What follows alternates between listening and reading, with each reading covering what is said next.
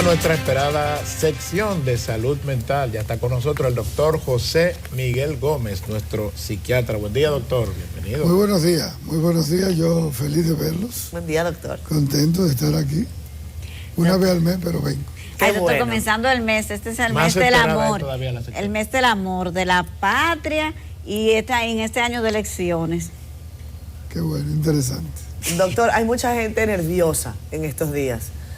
Mucha gente con angustia, con estrés, con ansiedad, gente que tiene pérdida de sueño. No es nada más reservado al ámbito de la política, que es lo que decía Yanesio, aunque también a lo mejor algunos políticos también tengan que estar utilizando algún tipo de medicación, pero ese no es el tema. Hablemos en general. Usted tiene siempre sus datos que le llevan a hablarnos de manera específica de qué preocupa a la ciencia en materia de salud mental. Bueno, ahora estamos hablando que los ministerios de salud y de salud mental en todos los países del mundo están preocupados porque el incremento de ansiolíticos, de inductores del sueño, de hipnóticos, se ha disparado, se ha triplicado. Y eso, después de la pandemia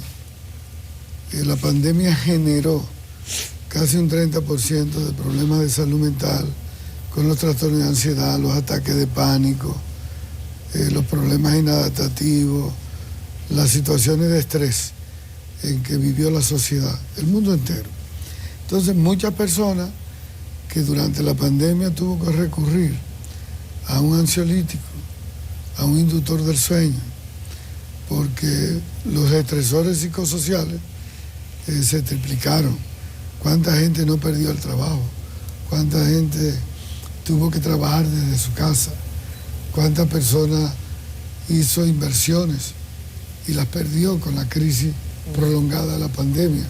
Es decir, se construyeron situaciones que llevaron a la gente a una desregulación emocional, a una descompensación emocional. No todas las personas se adaptaron después de la pandemia. La capacidad de adaptación psicosocial después de una crisis, el ser humano lo hace, pero hay gente que le cuesta, ¿verdad? Entonces ahora se están cuantificando que muchas personas se quedaron en el abuso y la dependencia de ansiolíticos de forma irresponsable. Es decir, cuando una persona comienza a usar una pastilla para relajarse, una pastilla para dormir, como tranquilizante, ¿verdad? Y no tiene una regularización médica, un control médico, esos medicamentos, abusados por mucho tiempo, en dosis alta, van a crear tolerancia, van a crear dependencia. Y esto es importante decírselo a la gente. Usted decía, doctor, al principio que es un problema global, o sea, se está viendo en todas partes, pero aquí nosotros tenemos un elemento que no sé qué tanto se verá en otros países, y es que la gente tiende a automedicarse. Incluso, no sé, de esos medicamentos que usted menciona, no sé cuáles requieren receta y cuáles no, pero siempre está ese elemento de que la gente, el dominicano, tiende a automedicarse. Mira, es uno de los países que tiene mayor índice de automedicación y donde también los vecinos recomiendan que tomarse. Aquí hay gente que le dice al otro, a mí me fue bien con esta pastillita, tómesela. Pero no hay una prescripción médica a veces. Entonces, se abusa mucho. A lo mejor el vecino sí se lo recetaron. Sí. Entonces a ti te va a funcionar también. Correcto, eso se hace mucho aquí más. Y también hay mucha gente que abusa de los antialérgicos, porque inducen al sueño, ¿verdad? Hay ansiolíticos que todavía no están controlados por la ley 5088 que regula estos medicamentos. Los prescriben médicos y psiquiatras que tienen el permiso de la ley de prescribir los ansiolíticos y los inductores del sueño como una manera de regularizarlo. Pero aquí hay un medicamento, se llama Sedocil, y la gente se automedica, y la gente va a la farmacia y lo compra, ¿verdad? Y es un ansiolítico. Tómate un Sedocil, como que eso no es nada. Como que no es nada. Pero el abuso indiscriminado de eso también le va a crear dificultad. Entonces, en atención primaria en salud, A muchas personas las medican por un problema que tiene trastorno del sueño o tiene un trastorno de ansiedad o le ha dado ataque de pánico. Los cardiólogos, los internistas, los neurólogos, los médicos usan algún tipo de ansiolítico. Lo que se recomienda decirle a la población es que estos medicamentos necesitan un chequeo y que quien los prescribe mayormente es el psiquiatra, que sabe a qué dosis ponerlo por tiempo corto, hacer una fiscalización y saber cuándo desmontarlo. Son medicamentos que no se quitan de golpe porque te pueden dar un síndrome de rebote, pero hay que desmontarlo de forma paulativa en tiempos cortos para crear y poder controlar la dependencia que pueden generar estos medicamentos, que son muy buenos y que se usan y se van a seguir usando, pero no de forma irresponsable. Doctor, me gustaría conocer cómo su experiencia con relación al tema de las crisis emocionales que generan las campañas. La gente, por ejemplo, cuando pierde una elección, tiende quizás a hacer esto, a automedicarse, necesitan asistencia. ¿Cuál es su experiencia en el caso de la República Dominicana, donde es un país tan politizado y mucha gente depende de eso? Me gustaría conocerlo, porque el 18 gente van a votar. Hay votaciones y hay casi 20.000 candidatos, lo que son es 3.000 y pico de cargos. Ahí están los perdedores, ya usted sabe. Bueno, hasta los que ganen. Fíjate que a mí me ha tocado asesorar o hacer consultoría con algunos candidatos en determinados periodos. Y realmente ellos buscan más la asistencia de un comunicador, de un coach, de un publicista, de alguien que le ayude a hacer una campaña más asertiva, más eficiente.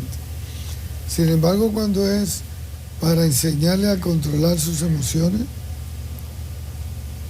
a manejar sus conflictos familiares, de pareja, interpersonales, hay gente que tiene mucha habilidad de conexión y de conectar políticamente, pero no tiene el manejo de los conflictos de grupo.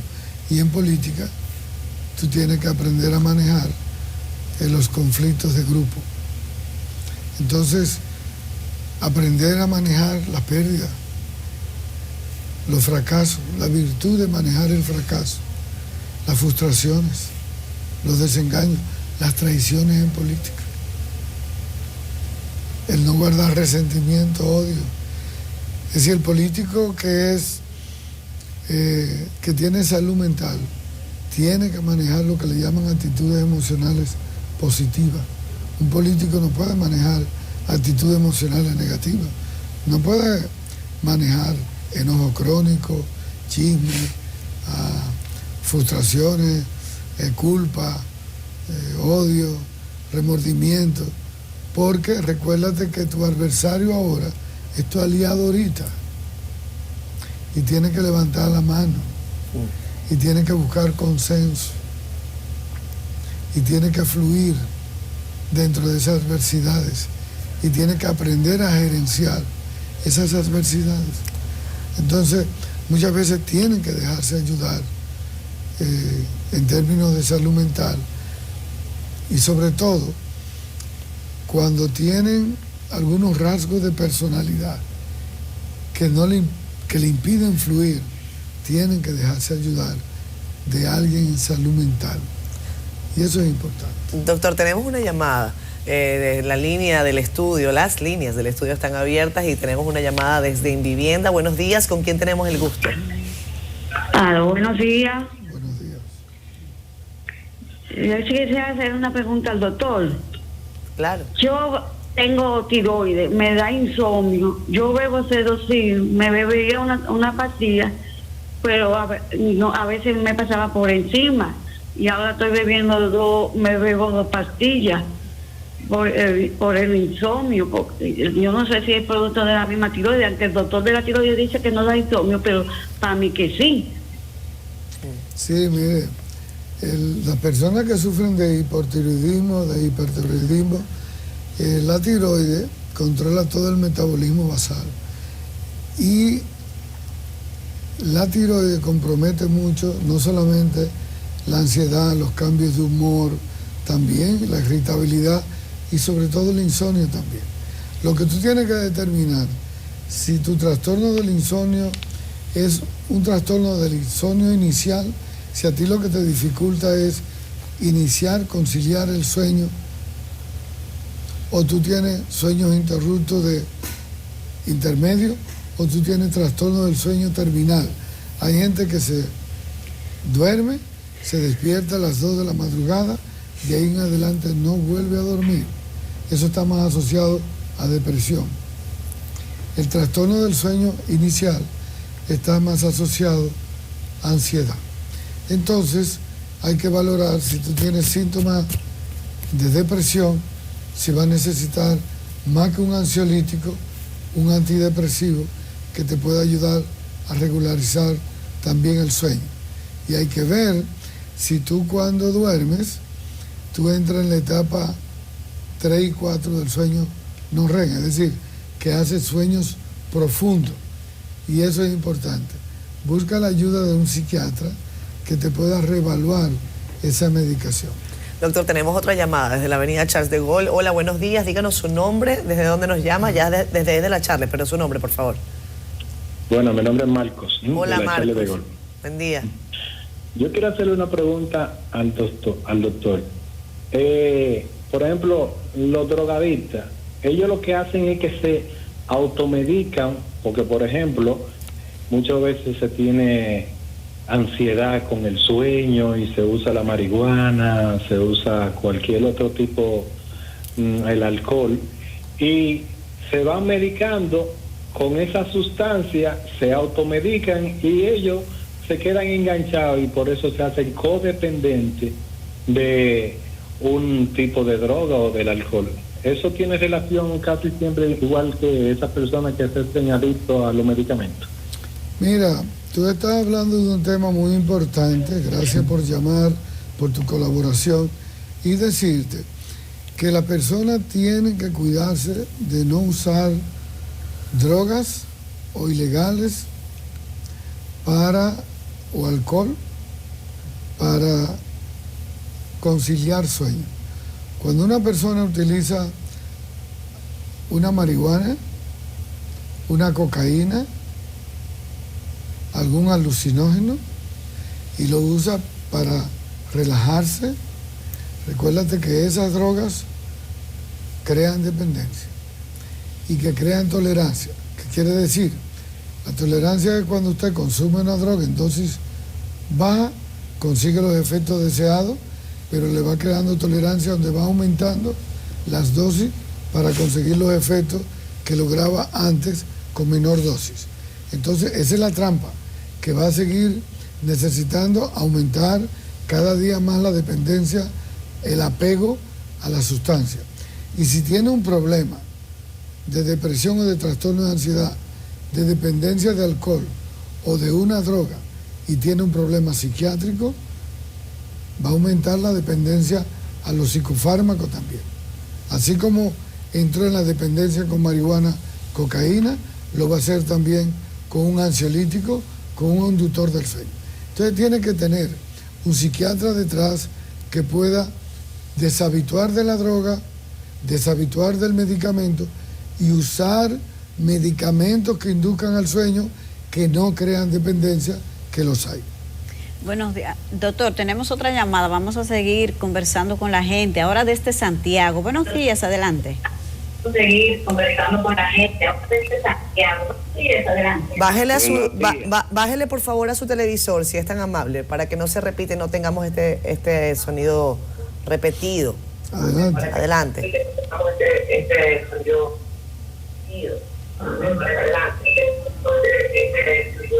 Tiene que bajar el volumen. Tiene que bajarlo, por favor. Tiene que bajar el volumen. Vamos a cambiar, Bueno. vamos a cambiar mientras resolvemos esto. ¿Tenemos otra llamada, chicos? Ok. Sí, vamos a tratar de recuperar la llamada, doctora. Eso es Eso hay que reiterárselo a las personas que nos están viendo en sus casas. Muchas veces están viendo la tele, llaman y por supuesto se repite el audio. Doctor, usted habla de estos ansiolíticos y de este uso y abuso. ¿Cuándo se puede considerar que definitivamente hay un problema? ¿Y cuándo usted cree que alguien, incluso hasta de la familia, debe considerar, mira, aquí hay, o sea, empezó siendo una solución, incluso hasta recetada, pero permaneció y se está convirtiendo realmente en un problema? ¿Cuál es esa raya, no? Fija. Sí, la línea es cuando tú no tienes un desmonte temprano del medicamento. Llámese que use un medicamento de 4 a 6 semanas por una etapa aguda de un trastorno de sueño, un trastorno de ataque de pánico. 6 semanas. De ansiedad. 6 semanas. 8 semanas. Ya tiene que empezar a las 8 semanas con empezar a disminuir dosis y tiene que ir con otras alternativas. Por ejemplo, a la gente se le educa para que camine. Claro. A la gente se le educa para que aprenda a autorrelajarse. Puede aprender a hacer meditación. Yoga, pilates. ¿Verdad? Usar té, respiraciones. Entonces, hay técnicas también de autorrelajación que no solamente es el uso del fármaco. ¿Tenemos más llamadas, doctora? Sí, vamos a ver. Buenos días, adelante. Sí, buenos días. Quiero hacerle una pregunta al doctor. Adelante. Sí, doctor. Buenos días. ¿Qué ustedes, los psiquiatras, psicólogos, están recomendando a los que andan en el tránsito? Ustedes saben que este tránsito está muy congestionado, que está provocando mucha ansiedad, mucho estrés. Gente hasta sale con pistola, con machete a pelear por un simple choque, una desesperación. O sea, ustedes no están sugiriéndole al Estado qué hacer, o sea, porque eso está caótico. O sea, yo tengo gente que están sufriendo de ansiedad por el simple hecho del tránsito. Muchas gracias. Bueno, el amigo ha colaborado muy bien. Ay, sí. Hiciste una observación, una reflexión interesante. Muy interesante. Y te felicito. El tránsito es la primera causa de estrés psicosocial en República Dominicana. El tránsito se ha convertido en una destabilización en términos del humor, del estado de ánimo de las personas que salen en la mañana a trabajar, ¿verdad? Entonces, cuando usted no puede cambiar cosas, usted tiene que aprender a soltar cosas. Lo que usted no puede gerenciar, lo que usted no tiene en su control, trate de cómo usted regularizarse usted, autogestionarse usted mismo. ¿Cómo lo vas a hacer? Primero, salga muy temprano. No quiera salir en 15 minutos para estar en un trabajo que en 15 minutos no lo puede hacer. Salga una hora antes para que vaya autorrelajado. Lo segundo, ponga su aire, ponga una música suave. Lo tercero, acompáñese de una cultura de lo que le llaman cultura de buen trato. Buen trato es no permita que nadie le dañe ni le dañe usted la vida a otro. Entonces, en vez de estar haciendo señas indelicadas, mencionándole a la madre a alguien, tocando bocina desesperándose, diga adiós. Sonría. Sonríe. Ese poder de una sonrisa Dele en el tránsito paso cambia a muchas alguien. cosas, ¿eh? ¿Usted ha visto cuando alguien en el tránsito le Cuando dice alguien qué da pasa? paso, la gente se sorprende a La gente veces. se sorprende. La gente dice, oh, gracias. La gente se ríe. Entonces, es los buenos tratos en el tránsito, nosotros tenemos que implementar. Ya tú lo dijiste, el gobierno tiene que buscarle una alternabilidad, una solución al congestionamiento del tránsito, al caos del tránsito. Pero no permita que el tránsito le lleve a cambiar su estado de ánimo en las mañanas, que sea un factor de estrés, que le cambie el humor y le dañe el día. Es usted que tiene que autogestionar eso. Gracias, doctor. Gracias. Señora, Gracias por gracias. habernos Gusto de acompañado. verlo. Siempre es un Me placer. gusta venir. A mí Yo- también, me gusta que usted esté por aquí. Gracias, doctor. Y en estos taponazos, lo que yo hago es pongo música, no es como usted dice, de que suave, no. Y en baile. Gracias. Entretenerse, sí.